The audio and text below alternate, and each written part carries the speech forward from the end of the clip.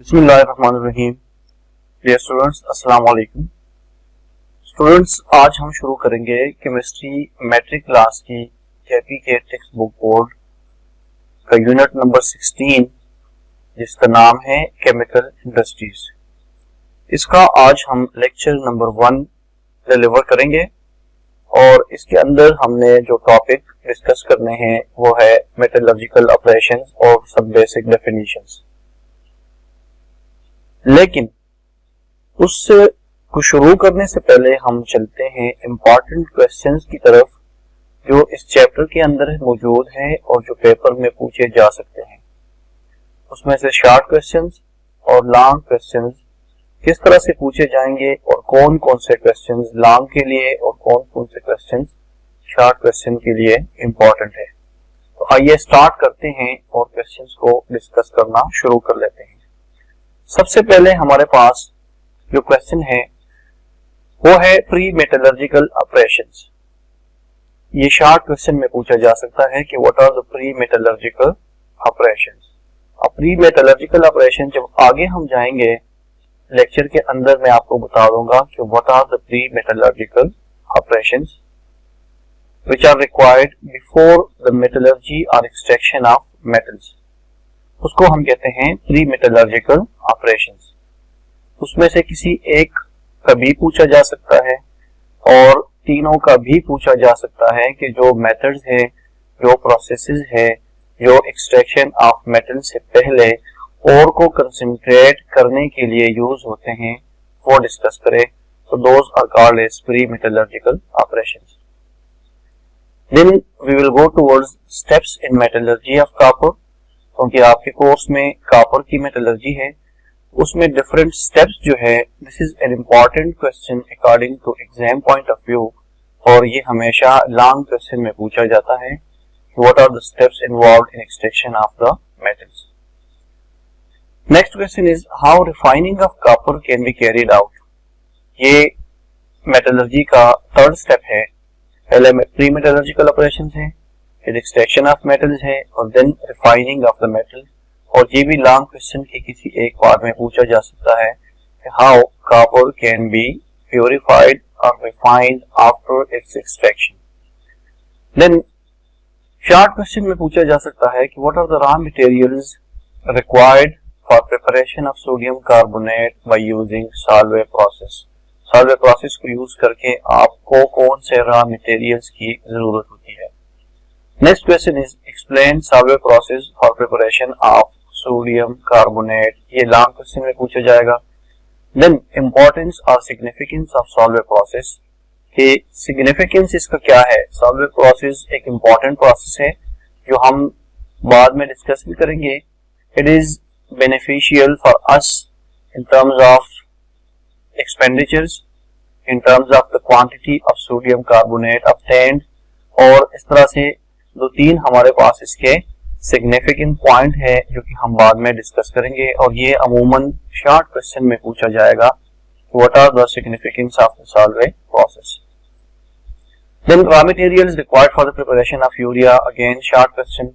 How urea is prepared, long question के किसी एक पार्ट में पूछा जा सकता है या इसका एक रिएक्शन जो है वो शॉर्ट क्वेश्चन में भी पूछा जा सकता है। Then it is followed by fractional distillation of petroleum. मेरे अंदाजे के मुताबिक पेट्रोलियम का फ्रैक्शनल डिस्टिलेशन इतना इम्पोर्टेंट नहीं है, लेकिन शॉर्ट क्वेश्चन में फ्रैक्शनल डिस्टिलेशन के बारे में पूछा जा सकता है कि what is fractional distillation and how it can be carried out. Then the most important question in this chapter is flow sheet diagram of Solvay process along with the reactions। ये बहुत इंपॉर्टेंट क्वेश्चन है। एक ये question और एक आपका steps in metallurgy of copper, ये दो क्वेश्चंस बहुत इंपॉर्टेंट है। Then difference between mineral and ore, ये हमेशा शॉर्ट क्वेश्चन में पूछा जाएगा। What is the difference between mineral and ore, ये आगे हम अभी नेक्स्ट स्लाइड पे जाएंगे तो मैं आपको बता दूंगा कि what is the difference between mineral and ओर।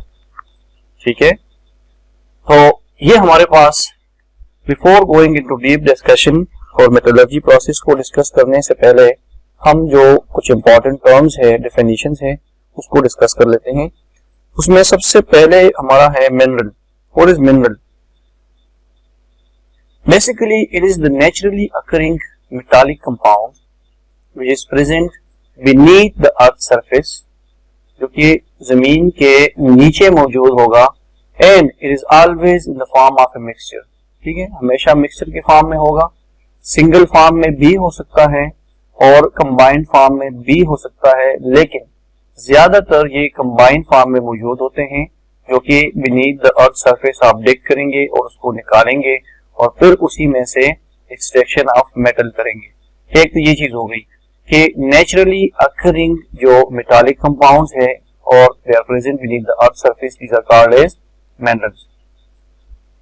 मैं अपने तरफ से आपको ये बताऊंगा कि अगर आप इसको फर्दर एलेबोरेट करना चाहें तो उसका ये है कि the place, region or area where metallic or non-metallic compound can exist in combined form in abundance, और वहां से आप इसको इजीली एक्सट्रैक्ट कर सकें, इकोनॉमिकल भी हो, क्वांटिटी भी उसकी ज्यादा हो और इन टर्म्स ऑफ टाइम भी फिजिबल हो। तीन चीजें होनी चाहिए।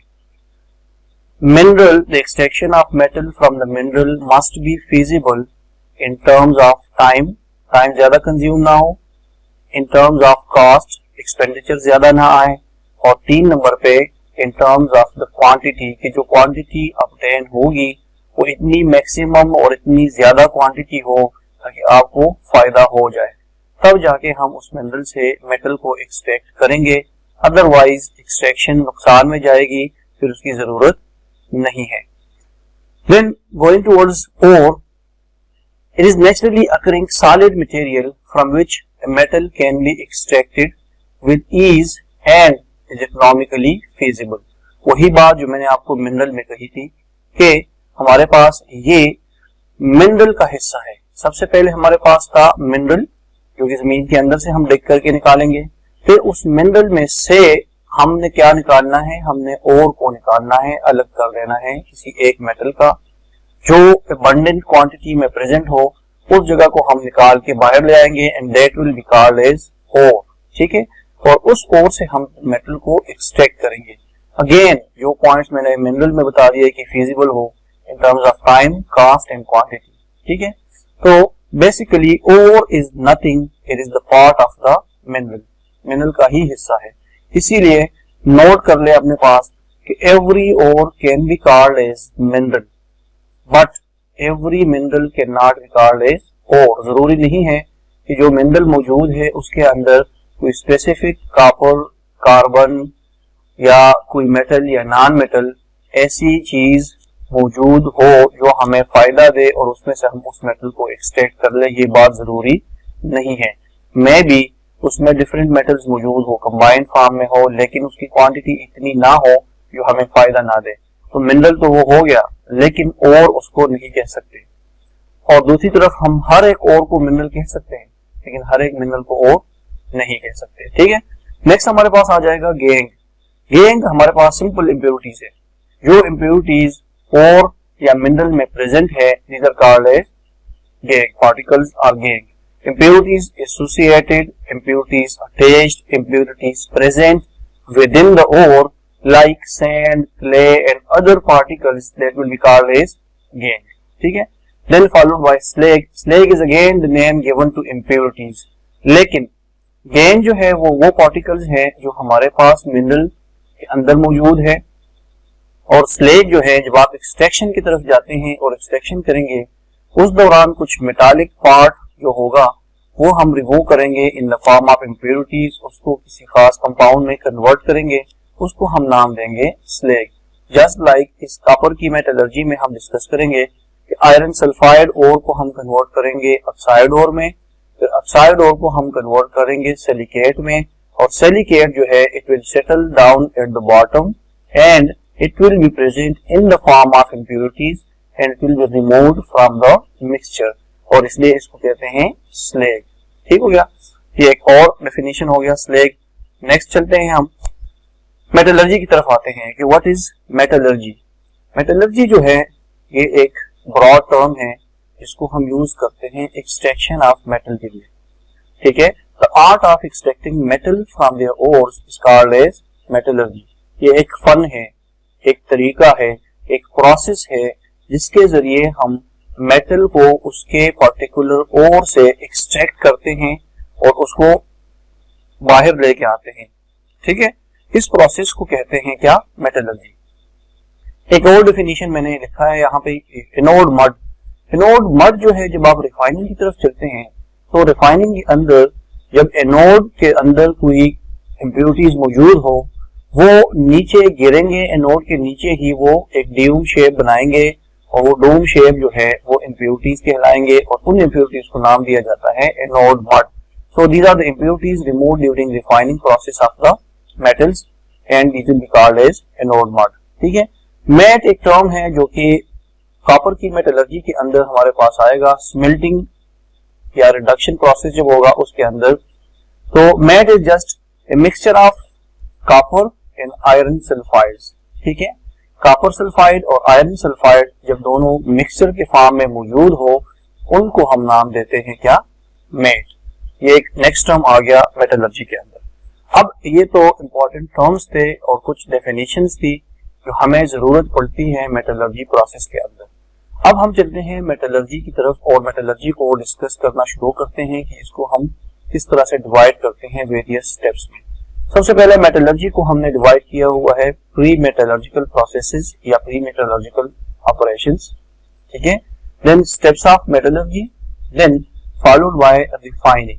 ठीक है, 3 स्टेप्स हो गए, pre metallurgical process, then extraction of the metals which are called as steps of metallurgy, and then refining of the metal after its extraction by using the steps which are present in the metallurgical process. Pre metallurgical operation को हमने 2 में divide किया है mainly. एक हमारे पास है crushing and grinding of the ore. Before concentration जो हमने मिनरल निकाला है उसमें से ओर को एक्सट्रैक्ट कर दिया, उस ओर को हम क्या करेंगे, उसको क्रश करेंगे और ग्राइंड करेंगे, पाउडर फॉर्म में लेके जाएंगे। This process is called as crushing and grinding.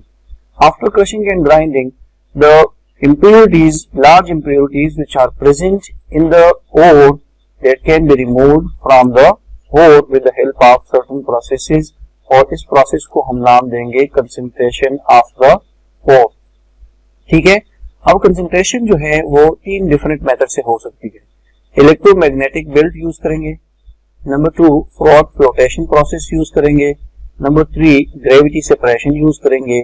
Gravity separation को हम साइक्लोन सेपरेटर भी कहते हैं और इसको हम एक और भी नाम देते हैं, that is called hydraulic washing. और इलेक्ट्रोमैग्नेटिक बेल्ट जो है that is basically magnetic belt which is used to separate the non metallic and metallic part from each other. Then steps of metallurgy में हमारे पास सबसे होगा ऑक्सीडेशन प्रोसेस, जिसको हम roasting का नाम भी देते हैं। जो हमारे पास सल्फाइड के और मौजूद है उसको हम ऑक्सीडाइज करेंगे। फिर स्मेल्टिंग प्रोसेस आ जाएगा, स्मेल्टिंग प्रोसेस में हम उसको रिड्यूस करेंगे और फिर बेसिमराइजेशन प्रोसेस में जिसमें हमने कॉपर को सेपरेट करना है अपने कंपाउंड से, सल्फर से या ऑक्सीजन से, और इसको अलग फॉर्म में इंडिविजुअल कॉपर के फॉर्म में लेके आना होगा। जब ये कॉपर में आ जाए तो this copper is been called as blister copper.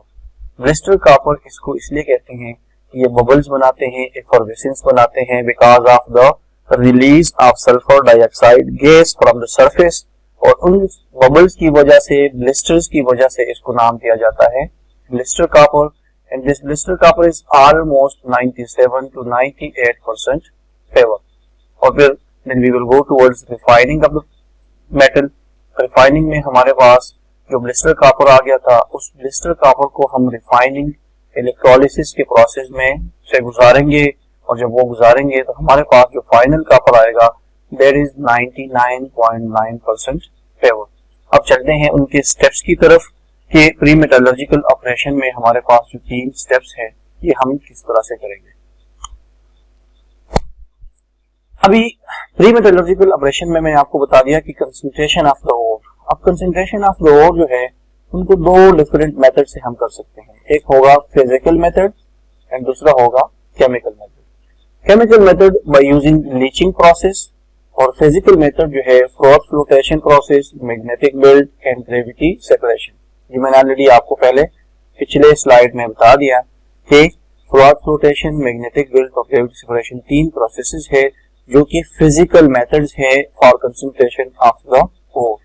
ठीक है, केमिकल हम डिस्कस नहीं कर रहे हैं, लेकिन केमिकली भी लीचिंग प्रोसेस के जरिए ओर को कंसंट्रेट किया जा सकता है। ठीक है, इसमें सबसे पहले हम डिस्कस करते हैं बाय यूजिंग इलेक्ट्रोमैग्नेटिक बेल्ट। अब बच्चों याद रखिए कि जो इलेक्ट्रिक मैग्नेटिक बेल्ट है, इलेक्ट्रोमैग्नेटिक बेल्ट में 2 पुलीज लगे होते हैं। एक पुली हमारे पास मैग्नेटिक होती है और एक पुली जो है वो हमारे पास नॉन मैग्नेटिक होती है। ये वाली पुली नॉन मैग्नेटिक है और ये वाली पुली जो है ये मैग्नेटिक पुली है। इसके ऊपर लेदर का बेल्ट लगा होता है, जिस तरह एयरपोर्ट्स के अंदर सामान के लिए बेल्ट लगा होता है और उसके ऊपर सामान रखा जाता है और वो चल के सामान एक जगह से दूसरी जगह पे शिफ्ट करते जाते हैं। इसी तरह सेम ये बेल्ट मूव करेगा इन पुलिस के ऊपर से, और जैसे ही ये मूव करेगा तो उसके ऊपर हमने ओर को डालना है। ये जगह जो आपको मैंने दिखाई है पाउडर फॉर्म में, this is basically the grinded और crushed ore which is placed on this belt. जैसे ही ये मूवमेंट शुरू करे तो ये ओर को साथ कैरी करेगा और कैरी करते करते इस पुली के ऊपर आएगा। अब चूंकि इसमें मेटल और नॉन मेटल दोनों कंबाइंड फॉर्म में है, मेटल को ये मैग्नेटिक पुली जो है ये अट्रैक्ट करने की कोशिश करेगा और इसकी अट्रैक्शन की वजह से वो मैग्नेटिक पार्ट यहां से इधर तक नहीं गिरेगा, ये नीचे लेके जाएगा। जब तक ये पुली के साथ अटैच है तब तक ये नहीं गिरेगा। जैसे ही इसका होल्ड पुली से हट जाए तो ये मेटालिक पार्ट थोड़ा सा दूर जाके पीछे की तरफ गिरेगा। यहाँ पे हमने कोई बैरल रखा होगा तो उसमें हम मेटल को कलेक्ट करते जाएंगे। दूसरी तरफ जो नॉन मेटालिक पार्ट है वो पुली के मैग्नेट के साथ अटैच नहीं हो सकता, तो वो यहाँ पे जैसे पहुंचता है तो पुली की मूवमेंट की वजह से, बेल्ट की मूवमेंट की वजह से वो नॉन मेटालिक पार्ट थोड़ा सा दूर जाके गिरेगा और उसको कलेक्ट करने के लिए यहाँ पे हमने एक बैरल कलेक्ट करने के लिए रखा हुआ है, इसमें हम कलेक्ट करते जाएंगे। तो इस तरह से हमारा नॉन मेटालिक जो पार्ट है it will be separated from the metallic part. अब ये जो ओर आ गया हमारे पास मेटल मैक्सिमम क्वांटिटी में आ गया और उसमें से जो नॉन मेटल था वो काफी हद तक रिड्यूस हो गया। इस प्रोसेस को हम कहते हैं कंसंट्रेशन ऑफ द ओर। दूसरा हम यूज करते हैं साइक्लोन सेपरेटर को और ग्रेविटी सेपरेशन को। इसको हम 2 डिफरेंट मेथड से कर सकते हैं। एक साइक्लोन सेपरेटर यूज कर सकते हैं और दूसरा हम हाइड्रोलिक वॉशिंग यूज कर सकते हैं।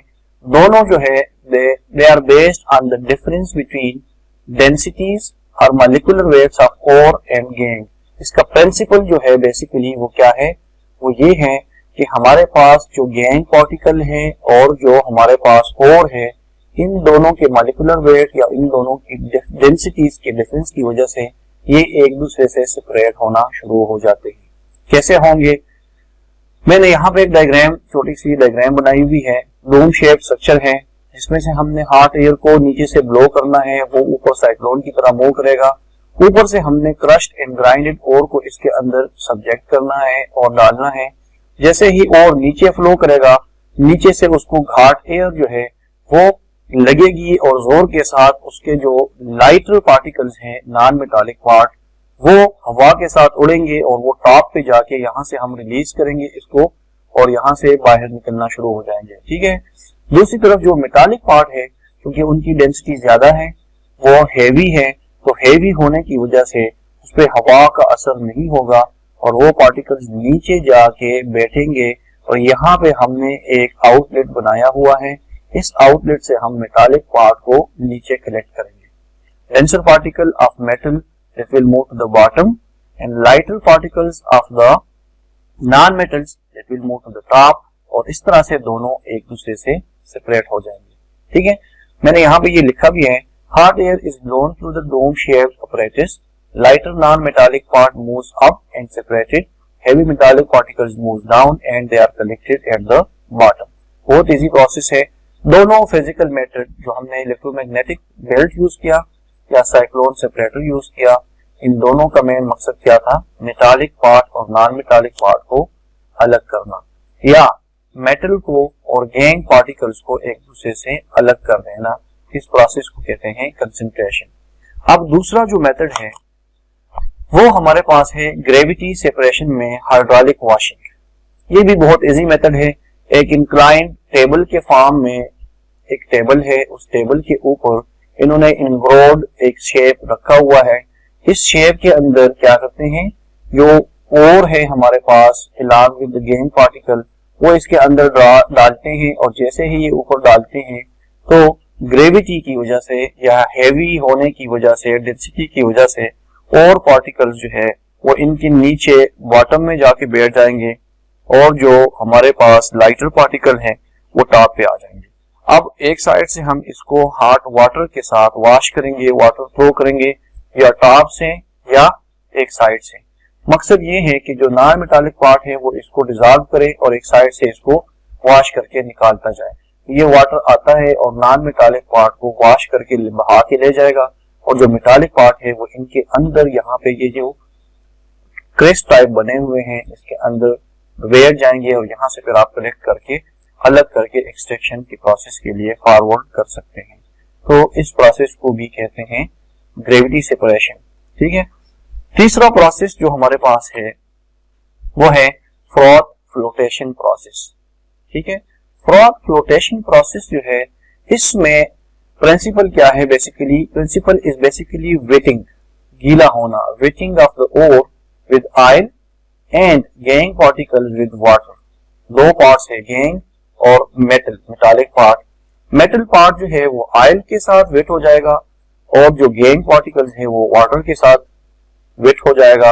अब ऑयल हमेशा या लेदर और ऑयल मिक्स होके ये हमेशा टॉप पे मूव करेंगे और गैंग पार्टिकल जो वाटर के साथ मिलेंगे वो नीचे बॉटम में जाएंगे और इस तरह से दोनों की सेपरेशन होगी। कैसे होगी, और move to the top, gangue settle down at the bottom and the process is done with strongly agitation with hot air और with the help of some stirrers. ठीक है, मैंने ये डायग्राम छोटी सी बनाई हुई है, यहाँ पे ये देख लो, यहाँ से हमने एयर को ब्लो करना है, कंप्रेस्ड एयर इसके अंदर इंजेक्ट करेंगे। जैसे ही कंप्रेस्ड एयर इंजेक्ट करेंगे यहाँ पे हमारे पास वो सारा क्रश्ड ग्राइंडेड और मौजूद है जिसमें हमने पाइन ऑयल को ऐड किया हुआ है। क्या ऐड किया हुआ है, पाइन ऑयल। और पाइन ऑयल जाके detergent along with detergent as well, कुछ डिटर्जेंट भी है बीच में और कुछ ऑयल भी है। डिटर्जेंट और ऑयल जो है वो ओर के साथ कंबाइन हो जाएंगे और ओर को ऊपर लेके जाएंगे टॉप पे, तो ये पार्टिकल टॉप पे आ जाएंगे और जो गैंग पार्टिकल है वो वाटर के साथ डिसॉल्व होके नीचे जाएंगे और बॉटम में रह जाएंगे। ठीक हो गया।